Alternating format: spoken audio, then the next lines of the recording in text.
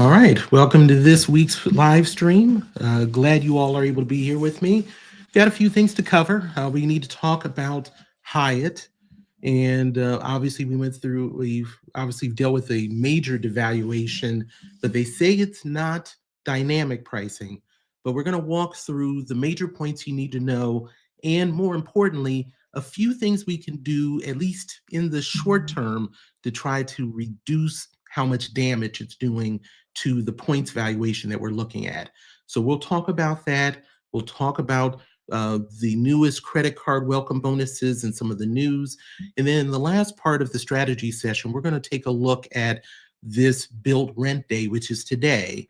And we're going to focus upon how we're going to maximize those points that we're trying to get in the Bilt cash that we may be looking to earn, as well with our point multipliers and with the transfer bonus that we have for this month. So let's go ahead and start taking a look at all of this.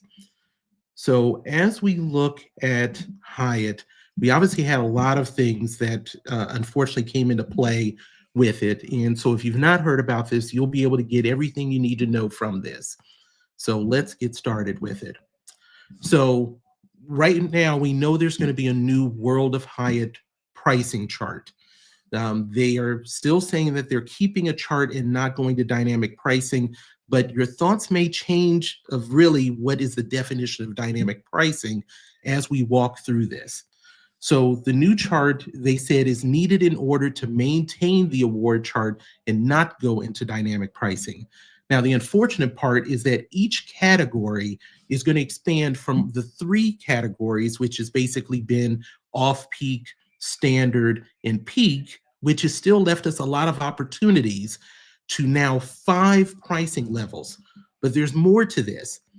More importantly, the range is going to be expanded with those 5 categories. Normally, we've seen the range kind of be around 10,000 points from off-peak to peak. We're going to see, unfortunately, ranges that get as high as 40,000 points in some of these categories, which sounds pretty dynamic to me. And I'll be curious of your thoughts as we walk through this. Now, they didn't do much to try to do anything special with the naming of these. They went with the 5 categories of lowest, low, moderate, upper, and tippy top. Not tippy top, just top.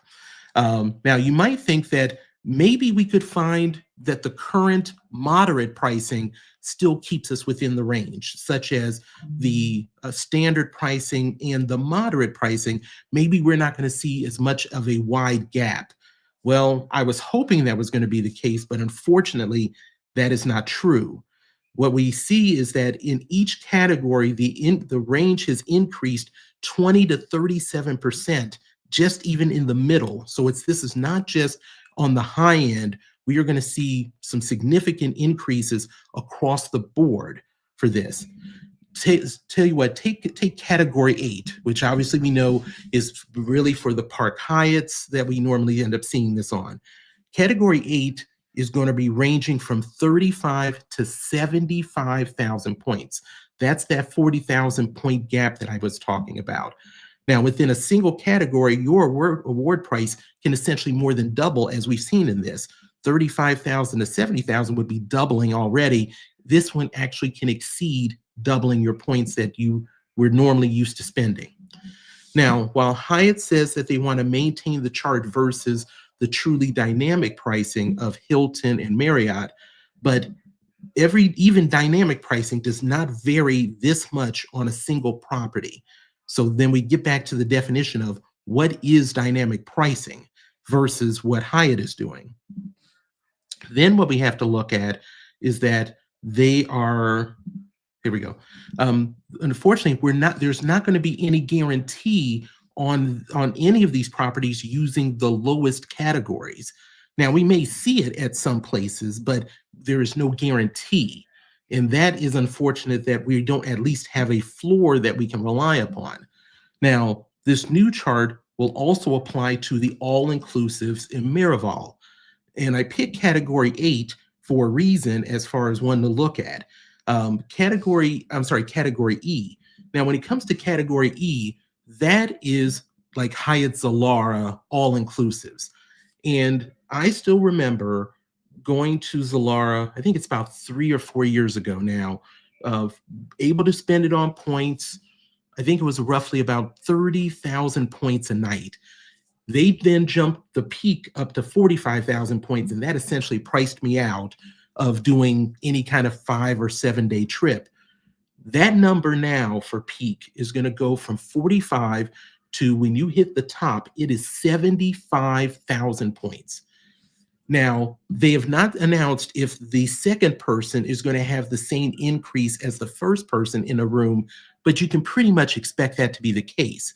So what you could look at is that for a family of 4 going to Hyatt Zilara, who might have been around the 90,000 point range, is now going to be in the 120,000 plus range. So what really, for what is their bread and butter, upper tier kind of all-inclusive, it's not their top one.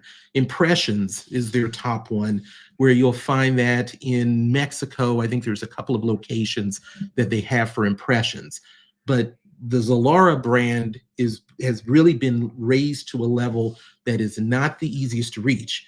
And if you've not been at I'm a fan of all-inclusives, but if you've not been to an all-inclusive, the 2 biggest variables that I've seen is the food and basically how the activity program is. But the main thing is the food. You can go to lower, quote unquote, lower tier all-inclusives and get the same location, ideally get not similar service, but very good service. But the food ends up becoming mediocre or very bad. But when you get to the Zilara level, everything just seems to fit right. So this is unfortunate, where you're further pricing out a lot of people from this. So I wanted to make sure to kind of raise this as an example of where this ends up causing so much damage. On top of this, then what you're looking at is Mr. and Mrs. Smith. Now, Mr. and Mrs. Smith, we know, kind of became part of under the Hyatt umbrella, I believe it was last year. They have not grouped them into a award category because there was so much variety to what Mr. and Mrs. Smith would be as far as cost. So I saw that frequent miler ended up asking executives or a spokesperson for Hyatt if this was going to lead to Mr. and Mrs. Smith being in an award chart. They did not say that it wouldn't, but they also said there was no plans for it at this time. With this wide variety, with this wide breadth per category, I think we will probably see that end up happening. Now, does that necessarily mean anything good for us? I don't think it does. I think it just makes it easier for Hyatt to be able to do some classifications. But I don't think what benefit we were hoping to get if they became part of a award chart is now completely gone. So this is what we're working with on this. Now, what we also learned this week is that we normally see the increases of categories happen in April. Well, they named 7 places that was immediate right now that have now increased. There was one that decreased, but 6 locations increased. And so I want to make sure that you're aware of that as well. Now, the 7 properties, 5 of them went up 1 category, and that is the Andaz Pattaya Jomtien Beach, which is in Thailand.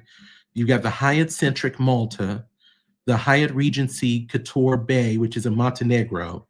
You have the Grand Hyatt Incheon, which is in South Korea, and Hyatt Place San Antonio Northwest / Medical Center. The one hotel that went up 2 categories is the one that has not even officially opened yet, and that's the Grand Hyatt Grand Cayman, which is taking reservations now for their June 2026 opening. The one that went down was the Bennett, which is part of the JDV collection, and that one is in New Orleans. So that's a lot of negative things. That's almost 2.5 slides of negative stuff.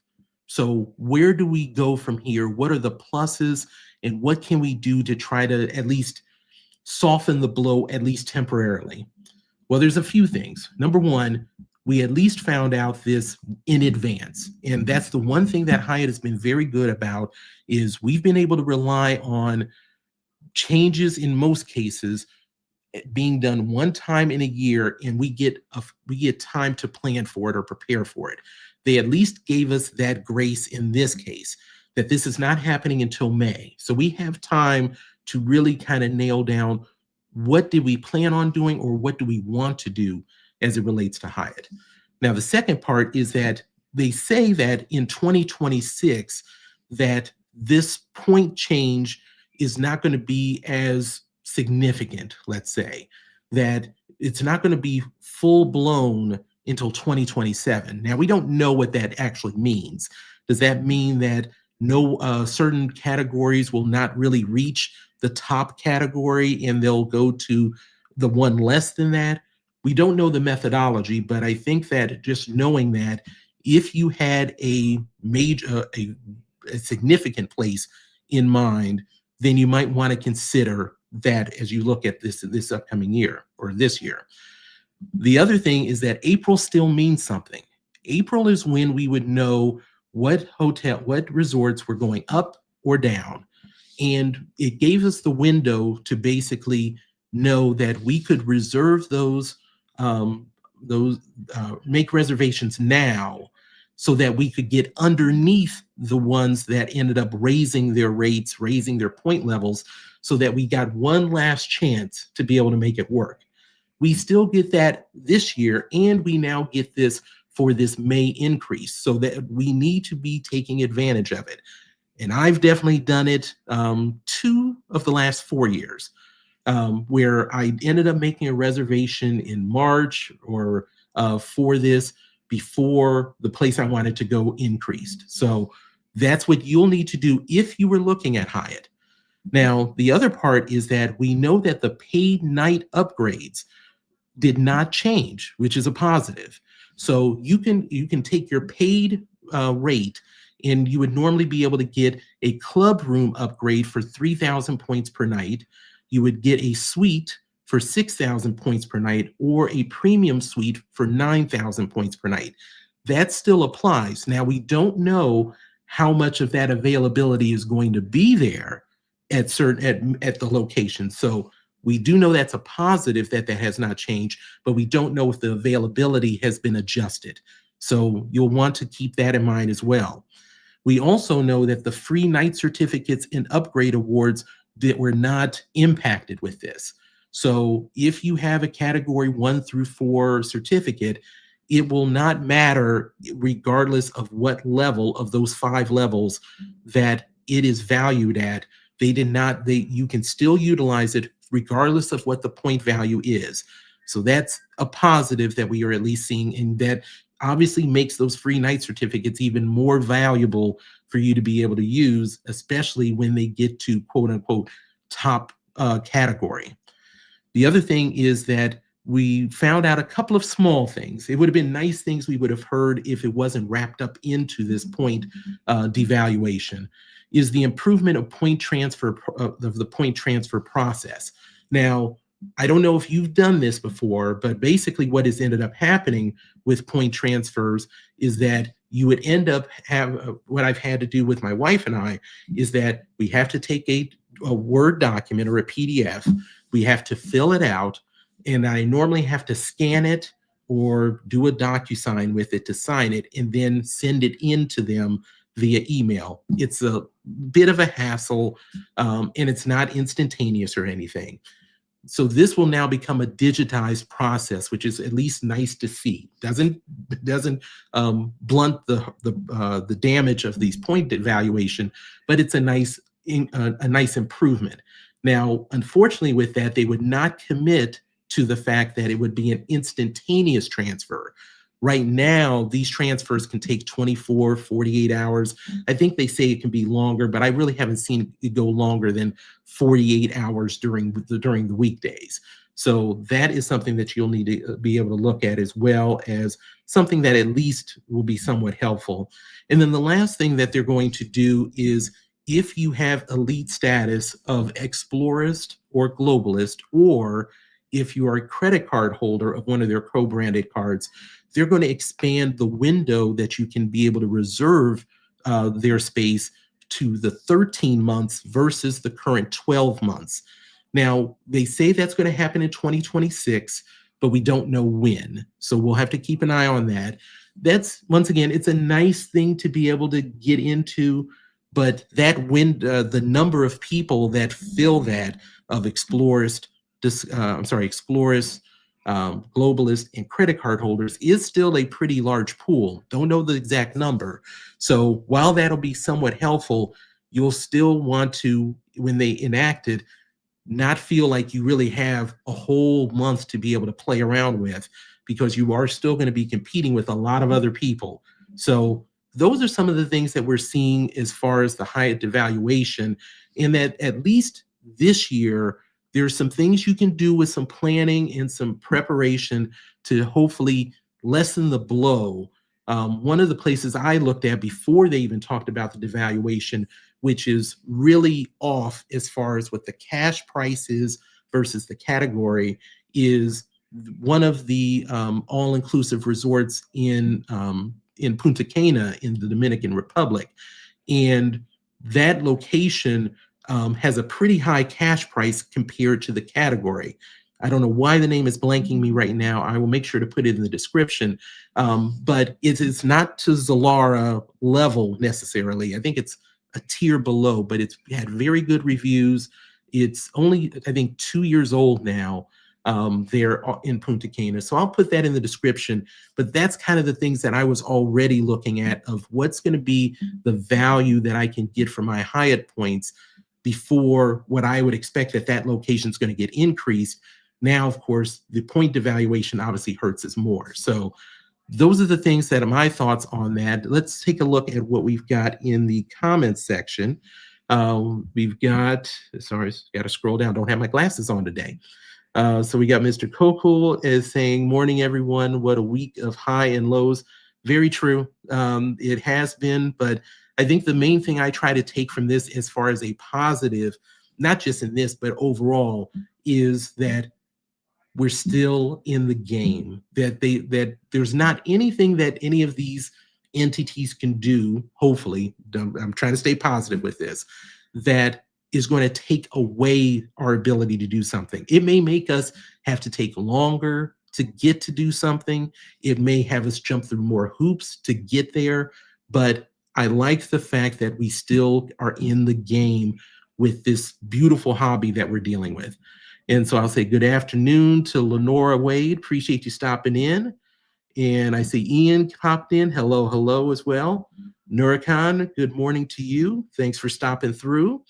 And let's see, Eats Lee Pan Points. Eats Lee Pan Points. Sorry to get that. Anyone doing the IHG 100% bonus? That is an interesting question. I saw it, but I haven't read much about it as far as the 100% bonus. So I'll make sure to drop in some additional comment on that for those of us that aren't necessarily aware of it right now. And Tim Otey, hello to you as well. Thanks for stopping through. And I see that Eat, Sleep, and Points. Thank you very much. And so, but that's what we have for Hyatt that we're looking at. So let's move on to some additional information as far as the weekly briefing that we talk about. And so what we have for this one is we've got the credit card bonuses. Now, I won't go through all of them. I try to keep this up to date of the major ones. Delta, we still have till April 1st, so plenty of time to figure out some things. One of the new categories that we have is Hilton. Hilton has now come back in with a promotion, and this is including their one free night.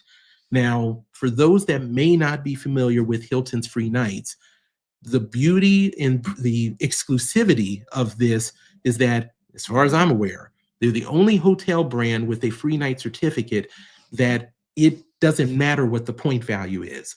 As long as the location, in most cases, there's a few that are excluded, but in most locations, as long as there is a standard room available, and that's the standard room as that resort considers a standard room, that this free night certificate covers it for free. Doesn't matter the point value. So whether you're out in the Maldives, same thing, it will cover the night. We're seeing that now on the Hilton Honors, Hilton Honors Surpass cards. So for the Hilton Honors card, no annual fee credit card is going to get you 70,000 points and a free night certificate after $2,000 in purchases in the first 6 months. Because remember, American Express does 6 months instead of what in most cases we see 3 months or 90 days. Hilton Honors Surpass is a $150 mid-tier card. That's getting you gold status, 130,000 points, and a free night certificate with just $3,000 in purchases in the first 6 months. And then lastly, for the Hilton Honors Aspire card, which is some people consider the top hotel card, is 175,000 points after you spend $6,000 in purchases in the first 6 months. Now, you might be asking, if you're not as aware of the Hilton Honors Aspire card, of why are they not including a free night with it? Well, because they include with each year, that annual fee includes you getting a certificate, one certificate each year. And that's another thing that adds value to that Aspire card being $650, because we're talking about a premium credit card, but it has a lot involved with it. So if you're not as familiar with Hilton or you're considering it, you do need to kind of look at what the ranges are as far as what you really want that card to be able to do for you. But those are the things we have for Hilton through Amex. We still have the Venture card with Capital One with that additional $250 travel credit, which is good. Now, Chase has an enormous amount of things going on, things that still carry on, but some really powerful welcome bonuses. Marriott Bonvoy Bold, another no annual fee credit card, 2 free nights, which for them is up to 50,000 points per night, with only $1,000 spent in the first 3 months. The Marriott Bonvoy Boundless, 5 free nights, up to 50,000 points per night, which can be as high as 250,000 points, $3,000 in spend in the first 3 months. Now that is a card I will, when I say this one's going to be my wife, because I am way over 524 when it comes to Chase, but my wife might have a little bit more space. We'll look at Marriott as a card to be able to use for those 5 nights for us to go see our son and be able to get some mileage out of that very easily. Because obviously with these certificates, you have to be aware that they're only good for 1 year once they are available to you. So have a plan for it. We have the Southwest credit cards at the $99 for the Plus, $149 for the Premier, and $229 for the Priority. All 3 of these will include a companion pass through February 28th of 2027. So this is not the standard companion pass earning. This is kind of the 1 year companion pass. And you'll get 20,000 points, 30,000 points, or 40,000 points, depending upon which card you're getting. That's going to be something else we're going to end up looking at, because of the fact that, as I mentioned before, Southwest is the only airline from where I'm flying from that ends up going a direct flight to see my son or our son. So that's going to be the 2 main cards that we're going to look at during this window, but I haven't looked at it all yet. So that is something that may be something for you all as well. Now, the World of Hyatt one ended already. We still got the United credit cards. Now, we talked last week about the fact that these United credit cards have more value at this point as far as point earning, as well as access to Saver Awards now under the revamping of their mileage plan that they have for United. So if you're a person that flies United or are considering it, these are cards that you do need to be able to look at as possibilities of how you can possibly maximize that.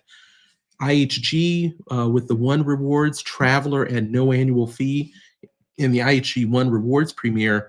Now, I'm a person that has been on the record to say I am I'm the biggest fan of the IHG One Rewards Premier card when it comes to hotels, because I love the use that it has, where you get that free night at the 4th night versus the 5th night for other ones.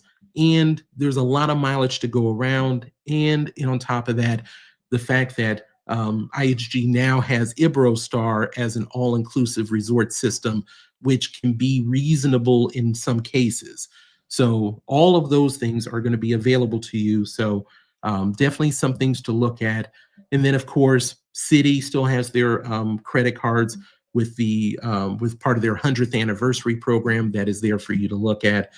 Some good options at the low end of I'll say low end of the Advantage Platinum, which is no annual fee to begin with, all the way to the new mid-tier Globe. And then, of course, the Advantage Executive, they're up at 100,000 points or miles rather.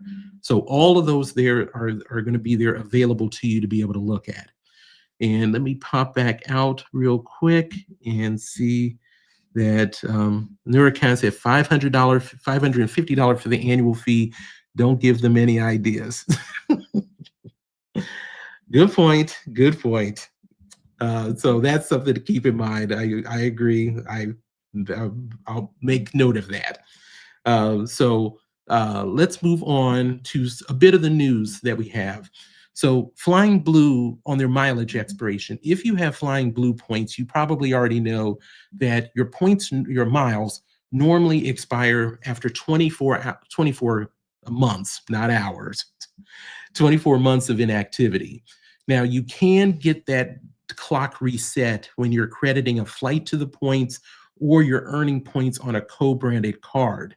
Will reset the clock. Now what they're going to do is they're changing the whole fact of if you've moved transferable points to Flying Blue. That would not normally reset the clock, but as of May 4th, that transfer will reset the clock for you. So just moving a few points over, if you don't have anything going on and you're getting to that 24-month mark, will be able to reset the clock for you. So that's a nice thing for us to be able to have in a pinch. Then we also have a Marriott promo that started a little bit ago, but on this promo, it's not as good as it's been in years past is the problem. So let me tell you. So you do need to register by April 26th, and I'll have a link for that in the description to get you to their landing page. This is for travel between February 25th and May 10th, and you have to book this by February 27th. Now, you'll earn 2,500 bonus points per stay, not per night, and you'll get one bonus elite night stay for each Marriott brand you stay, which they have a number of them. The problem that it makes it is not as good as we've seen in the past is that the per stay used to be per night that you would get those 2,500 bonus points. And the one elite night you used to get per night. Now they're making it per brand. So it's not as easy and ones to accumulate points on as much. I'm sure that they saw that a lot of people really racked up some points on that promo. Now they are kind of making it more diverse as far as you got to go to different brands and all. So unless you already had a plan to do multiple brands and you had multiple maybe short stays, then this is probably not going to be as good for you it definitely won't be as good as last year, but it may not even work for you in this case. Then we move to Miami. Now, we've talked about Miami doing modernization and expansion there, but we found out some additional information as it relates to American Airlines. So this is part of the $12 billion modernization that they're doing there. And what they announced this week is the expansion of Concourse D, which involves American Airlines. Now, they are going to add 17 dedicated gates instead of gate 60. Now, I've not been to Miami, so if you've been and you've flown American Airlines, you're probably much more familiar with this. But from what I've read, gate 60 was basically a holding place for multiple gates where you would walk outside under a covered walkway for that. It was not necessarily the nicest spot to be at all. Now what they're going to do is that whole gate area in that space is that they're going to end up providing more outside light. They're going to improve the baggage process, and they're going to also have new shopping and dining. So to make it a more of a nicer, full-fledged concourse. Now this is going to start in 2027 but it won't be open until 2030. So we have a long while to go. But Miami is doing a lot of work for a airport that has been, unfortunately, not as well regarded for the facilities that they've had there. Then we have the Aeroplan 2X promotion. Now, this is going to get you 2X on all Air Canada flights for the rest of the year. Now, that does exclude, of course, basic economy, which is the beginning tier. But you do have to book by March 11th. Now, registration is not required, so it's just based upon you booking by March 11th. And the base points are what's going to be doubled. If you have bonus points that you get by status or by the credit card, that will not be doubled, just the base points. So you'll have to deem if that's something that kind of fits and if there's some points to be had for you. Qantas has had a major change in their frequent flyer program, and I wanted to at least note a couple of things for you to be aware of. Earning status via spending is going to begin in late 2026. Now, for most of us, especially with the American US-based airlines, you're probably wondering, well, doesn't everybody do that? We earn points and to get to status with our credit card spend, shopping portals, all of that. Not for some foreign airlines, and Qantas is one of them. I believe they did a trial period which broke records last year when they kind of tried this out of earning points that would go towards status last year. And so now it's going to be made permanent beginning this year. You'll be able to earn up to 140 status credits annually spread out amongst 10 different categories. Now, that's going to get you almost halfway to silver status, which is 300 points that's required. You'll also be able to get status credit rollover because they found that basically a lot of people have many more points than they need for their status. So they're going to roll that over. So that's a benefit. And then there's going to have a new reward seat tool, which is something that's going to be interesting for all of us, potentially, if they deliver on what they're saying for this. Now, the main key for this is that they are talking about that this seat award tool is not going to be just for Qantas. It is going to be for 30 different partners, which is essentially going to be One World partners, that we should be able to see reward seats on all of those airlines. We always have trouble in this hobby of ours to be able to identify the best portal to be able to look at to see where reward seats are or to be able to make reservations. Qantas may potentially be that one for One World, better than what we have right now, but we'll have to wait and see. So that is the key part for us beyond being a Qantas frequent flyer. That might be something that will hopefully be a help to us. And then for the remaining item is for that. So that's what we're looking at for those quick notes. So hopefully that will allow us to be able to do some things that we were trying to do with this. Now, the last part that I want to touch on is kind of our strategy session, and it makes sense for us to do Bilt because there are still a lot of us that ended up getting Bilt credit cards under Bilt 2.0. So Bilt Rent Day, just like it was in Bilt 1.0, is still a very important day for us to maximize everything we possibly can when it comes to these Bilt credit cards. So I wanted to just touch on this a bit to make sure that nobody's forgetting anything, because even though it may be between noon and 1 Eastern Standard Time, there's still a lot of time if you haven't started spending on that card today. So we have double points today, and that is not through midnight Eastern Standard Time. It's midnight Pacific Standard Time. So 3 additional hours till 3 a.m. if you're on the East Coast or have Eastern Standard Time like I do. So let's review on these cards. So if you have a Bilt Blue card, you're getting 1X on everything, but now you've made it 2X as of today, which now makes it kind of the normal credit card catch-all card that you'd like to be able to see. Then for the Bilt Obsidian, the 3X or on groceries or the dining now becomes 6X today. And you also have 2X on travel that moves to 4X today. Now, the other one is the Bilt Palladium is 2X on everything, moves to 4x. So what can we do with these? Well, the main things that I would end up suggesting that everybody end up looking at least is that when you're looking at that 1x to 2x or 2x to 4x, where it's for everything, this is the perfect time to get the utilities paid. It's the perfect time to pay the insurance, the HOA, anything that you would be able to pay for the month. This is the day to do it, to maximize that spend for everything that you would normally do.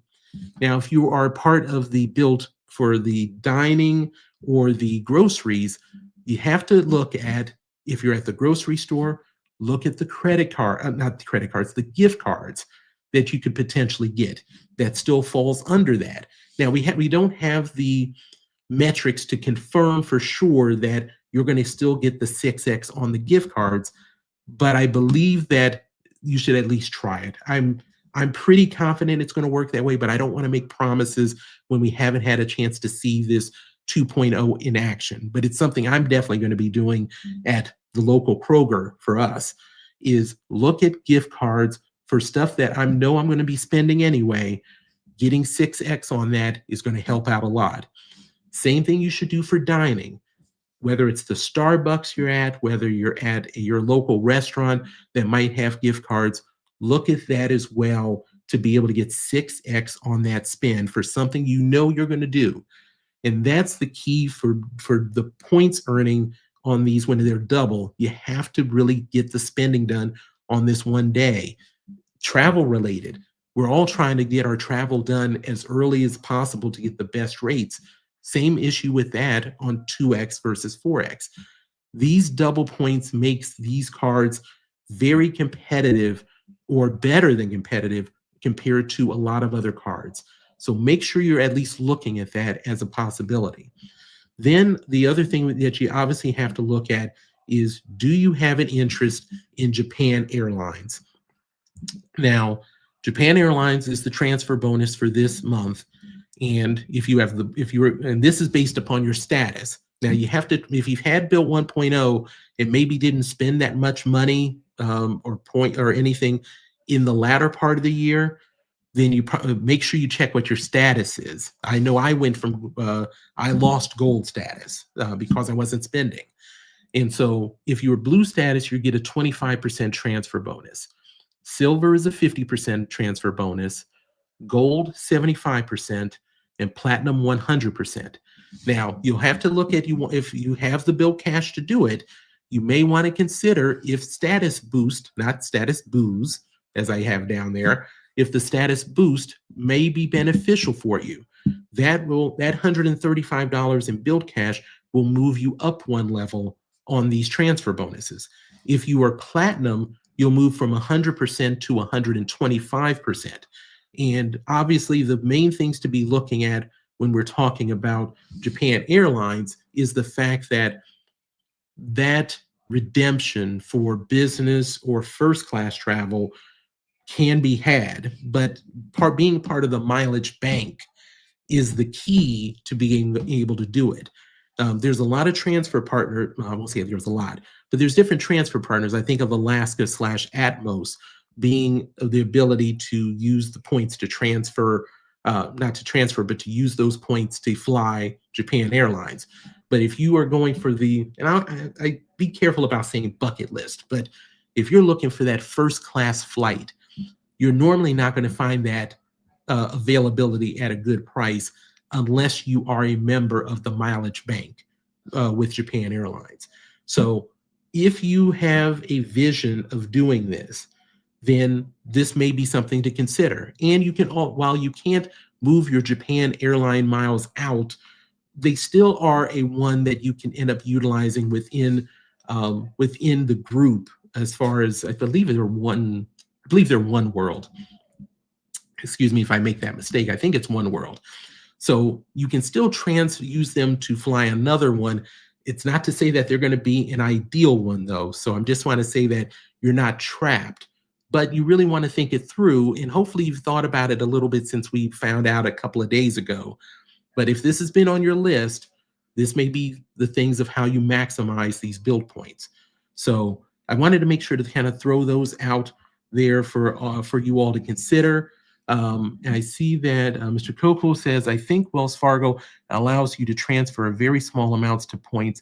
Yeah, I think you're right about that too. I think that it might be under 1,000 points. I don't know if it's 500 points. It might be smaller than that. So that's a very good point to raise as far as that. So that you can be able to do as minimal as possible. Thanks for raising that topic or that idea for that. So those are the things that I wanted to make sure to bring you all today as we're going into this new week. And so I want to make sure if anybody's got any questions or thoughts on this. The Hyatt one really hurts. I am a huge fan of it. I have truly been able to maximize the points when I've been at a Hyatt, and that's been at all levels. Now, the one thing I do want to say is that at the low end, we are seeing where like that category 1, I think, can bottom out to 3,000 points now. But once again, we have no guarantee that we're ever going to see anybody at their lowest pricing. So that's something that it's good to hear about, but I don't think it's going to really be in practice that much. But if you're looking at Hyatt, this is now we have a window. You have a 30 to 60 day window to kind of figure out if you want to pull the trigger on anything within the next year with Hyatt before these point values happen and before these categories change. So I wanted to make sure everyone's aware of that. But if no one has anything, I want to thank you all for taking a bit of your time on a Sunday afternoon. At least for me, might be different for you at your place. And make sure to be getting some information out to the members, and definitely consider being a member of the advisory board. I try to end up having a live stream, although I haven't had one with the travel going on, but give it a try. If it's not something that you're looking for, you can always bail, but it really helps out the channel. So I wanted to make sure to let you know about that. That'll be in the descriptions for that as well. And if you haven't subscribed and you find the information useful, please consider subscribing. It helps out a growing channel like mine to try to make sure that other people get to hear about this. So thank you all so much. I can't thank you all enough for spending some time with me today, and I'll talk with you all soon. You all take care.